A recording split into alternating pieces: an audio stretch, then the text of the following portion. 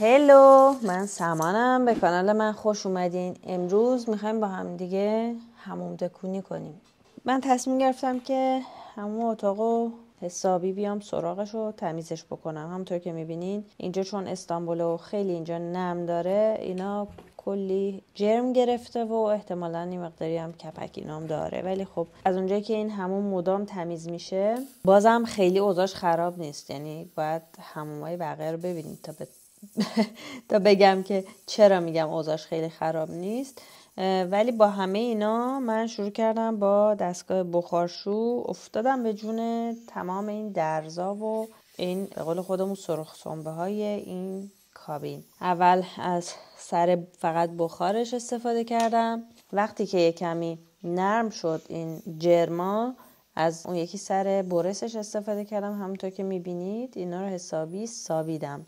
میبینید فقط چه اتفاقی داره میفته. خیلی راحت از این تمام این لای درزا رو اینطوری هول میده و چیزایی که شاید شما هر روزم که اینجا رو بشورید نتونید اینا رو تمیز بکنید، اینا رو هول میده، قشنگ میاره بیرون. هر جایی که دستگاه میتونست واردش بشه رو سعی کردم که با بخارشو حسابی بکشم. ببینید چه چیزایی ازش در میاد. فقط همونطور که گفتم تمام درزا و تمام دور دیوارا همه رو با بخارشو حسابی گرفتم و بخارشو واقعا چیز به درد بخوریه.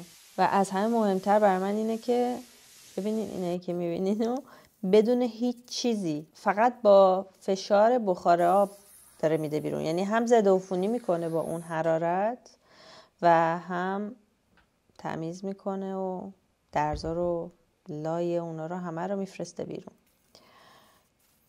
اینجا هم که میبینین زنگ زده، افتادم خلاصه به جون همه اینجا.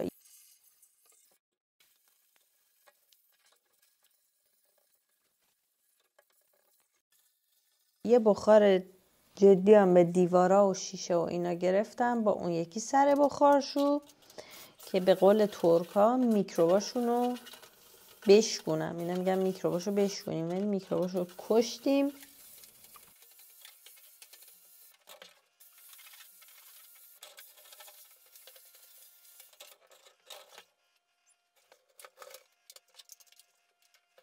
این وضعیت وسط کاره. قبل از کار رو نگرفتم، ولی وسط کارم میتونید تشخیص بدید که از کجا به کجا رسیدم. 2 صابون رو با هم قاطی کردم، به علاوه آب حسابی کف کرد و شروع کردم به شستن. به قول اینا فشور فشور. اگر براتون سواله که من چی میگم هی برای محیط زیست ضرر داره، وایتکس و سیف که تو ایران میگن سیف، اینجا میگن جیف رو، خب اینا چیزاییه که الان توی خونه همه فکر میکنن پیدا میشه و همه جوره ازش استفاده میکنن. حتی این کمک من همه چیزو ولش کنم با اینا میشوره. همه چیزو، جدی دارم میگم، یعنی قابلمه، همه چی. و خب من 100% مخالف اینم. حالا یه مدت خیلی سخت نگرفتم، ولی الان دوباره شروع کردم که نه دیگه نباید این اتفاق بیفته. برای همین خودم افتادم به جون اینجا که تمیزش کنم، که به اونم ثابت بکنم بابا میشه بدون وایتکس و جیف هم میتونی زندگی کنی و تمیز زندگی بکنی.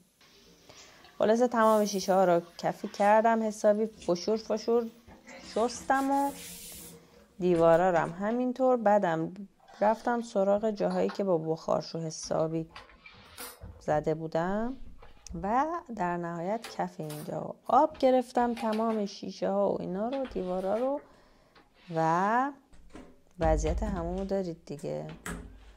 بعدم فکر کنین که من باتری دوربینم تموم شده بود، مموریش پر شده بود. گوپروم از اون طرف همینطور که میبینین تو دستمه، اون یه بار باتریشو عوض کردم، یه بار مموریشو عوض کردم. از همه امکاناتم استفاده کردم. یعنی فکر نکنید که این ویدیو همینقدر کوتاهه که شما میبینین. من چند ساعت این تو کار کردم. شیشه ها رو با شیشه شور آبشو گرفتم کامل و در نهایت با دستمال خشکش کردم. اینجا بهش میگن چک چک و چیز خیلی به درد بخوریه. تا استفاده نکنین متوجه نمیشین. اگر استفاده نکردین تا الان، بدونین که خیلی شیشه پاک کردن رو راحت میکنه براتون. البته که من تنها باشم شیشه ها رو با همین دستگاه بخارشو تمیز میکنم. یه دفعه این کار شاید کردیم. اگر تازه به این کانال من اومدین خیلی خوش اومدین و خواهش میکنم که دکمه سابسکرایب رو بزنید تا وقتی که ویدیو میذارم نوتیفیکیشن بیاد براتون و اولین نفر بتونید ویدیوهای من ببینید. برام بگید که شما چیکار میکنید تمیزکاریاتون رو، چقدر از مواد شیمیایی استفاده میکنین، چجوری تمیزکاری میکنین، چه چیزایی رو بیشتر استفاده میکنین، نظرتون راجع به حرفایی که من میزنم چیه و لطفاً دکمه لایک هم بزنین، چون هر چی بیشتر تعداد لایک ها بره بالاتر من متوجه میشم که شما بیشتر علاقه‌مند بودید به این موضوع. البته که میدونم تمیزکاری یه مقدار مثلا که موضوع مورد علاقه هست، چون من شخصا خیلی لذت میبرم از تمیزکاری، چه ببینمش بشینم واقعا میبینه یهو چند ساعت نشستم فقط دارم ویدیوهای موتیویشن و تمیزکاری ملت رو میبینم.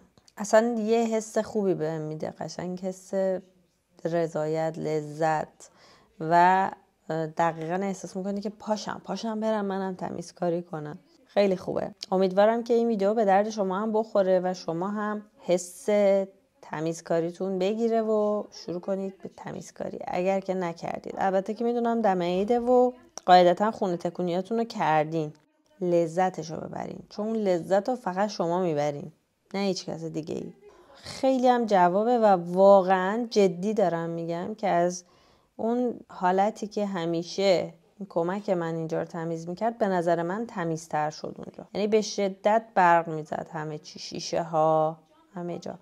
و خب به نسبت تایمی که من گذاشتم به نظر من بدون برسای ریز خیلی هم تمیز شد. همه اون جاهایی که دیدید که چه اوضاعی داشت، اگر سیلیکون این دورش هم عوض کنین بعد اون موقع متوجه تغییرش میشیم، ولی چون سیلیکون داره و زیر اونا هم یه مقداری جرم و اینا هست برای همین اونقدی به چشم نمیاد، ولی من دیدم از نزدیک.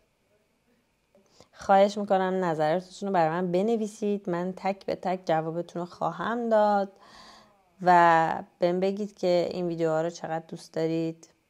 و اینم وضعیت نهایی. من فقط اون جاهایی که خیلی روش زوم کردم و براتون گرفتم و اینم ته کار، چون دیگه دیدم حالا که ما دست به کار بردیم بذار پس این کل اینجا رو هم یه دستی بزنم که به دلم بچسبه قشنگ.